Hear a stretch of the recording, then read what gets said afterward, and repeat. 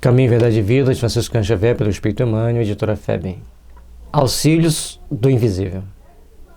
E depois de passarem a primeira e a segunda guarda, chegaram à porta de ferro, que dá para a cidade, a qual se lhes abriu por si mesma. E tendo saído, percorreram uma rua, e logo o anjo se apartou deles. Atos dos Apóstolos, capítulo 12, versículo 10. O Ato dos Apóstolos é aquela parte do Evangelho que mais fala dos fenômenos espíritas, principalmente da mediunidade. Efeitos físicos, voz direta, aparições e tantas mediunidades ali, mostrando a realidade da vida espiritual e mostrando a realidade transcendental dos fenômenos. Então, aquelas pessoas que gostam de criticar que não existe mediunidade, que não existe fenômenos espirituais, leia o Ato dos Apóstolos, lá vai estar cheio mostrando a Bíblia, mostrando que tem muitos sintomas, muitos fatos mostrando que são reais, que existem, estão registrados na Bíblia, e depois Kardec simplesmente mostrou como se deve obtê-los e o meio de se obtê-los e os cuidados ao se obtê-los. Simplesmente esclareceu isso para nós, não inventou nada. Os homens esperam sempre ansiosamente o auxílio do plano espiritual. A maioria das pessoas estão sempre procurando isso ou aquilo para ter essa ajuda, para ter esse momento de receber alguma coisa do mundo espiritual. Mas poucos compreendem e poucos procuram entender aquilo que eles têm que oferecer para o plano espiritual. Não importa o nome pelo qual se designe esse amparo. Na essência, é invariavelmente o mesmo. Embora seja conhecido entre os espiritistas por proteção dos guias, e nos círculos protestantes por manifestação do Espírito Santo, são denominações, e no meio católico a proteção dos anjos de guarda, né? São denominações diferentes para a mesma coisa, e ainda estamos viciados em receber ajuda e não sabermos nos portar, não sabermos nos posicionar para podermos ajudar, para podermos colaborar com as forças do bem.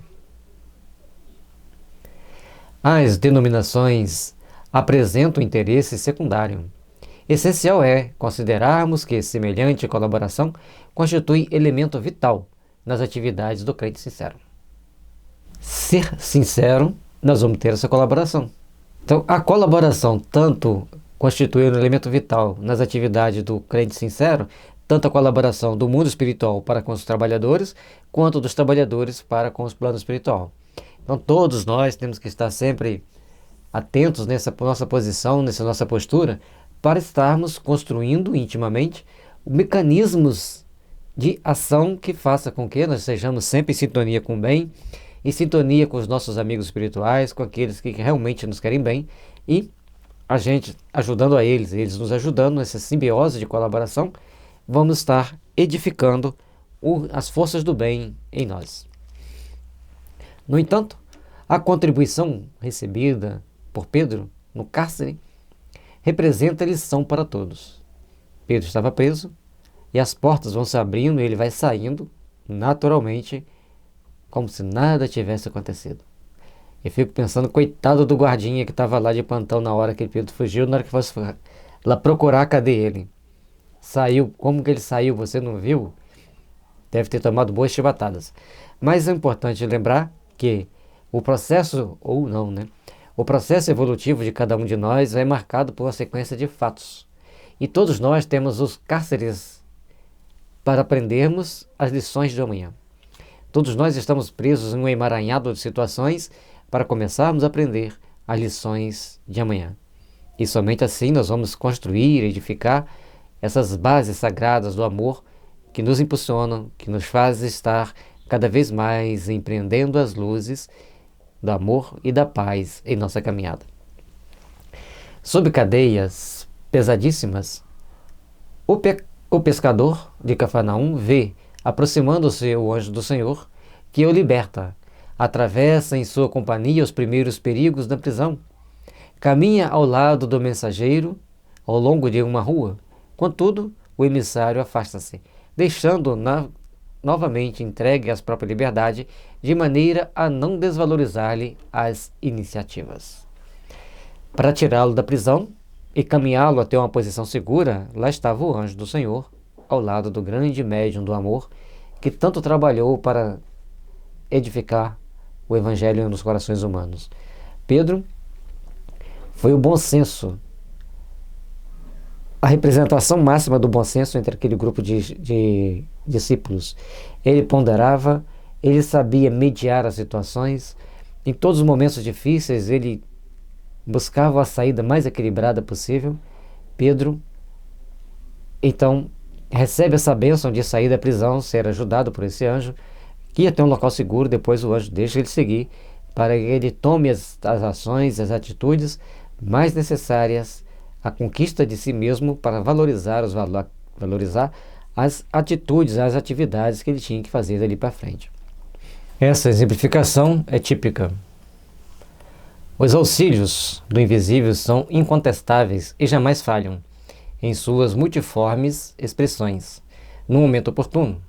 Mas é imprescindível não se vicie o crente com esta espécie de cooperação.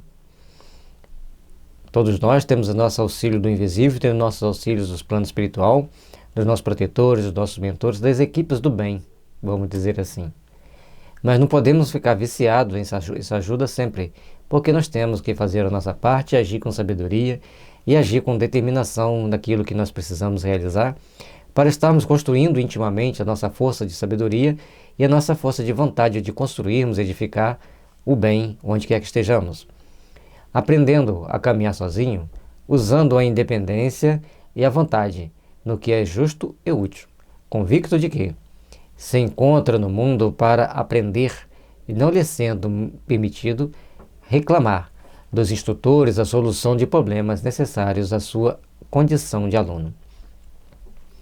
Tudo que nós temos que fazer é procurarmos então fazer acontecer o bem, fazer acontecer as forças do amor e começarmos a empreender as conquistas que nós precisamos para estarmos sempre fazendo valer a paz, fazendo valer o amor, fazendo valer os bons sentimentos. Construamos, pois, intimamente as forças do amor. Procuremos sempre edificar essa paz íntima na valorização do amor em nós, na valorização da harmonia e da paz em nossas vidas.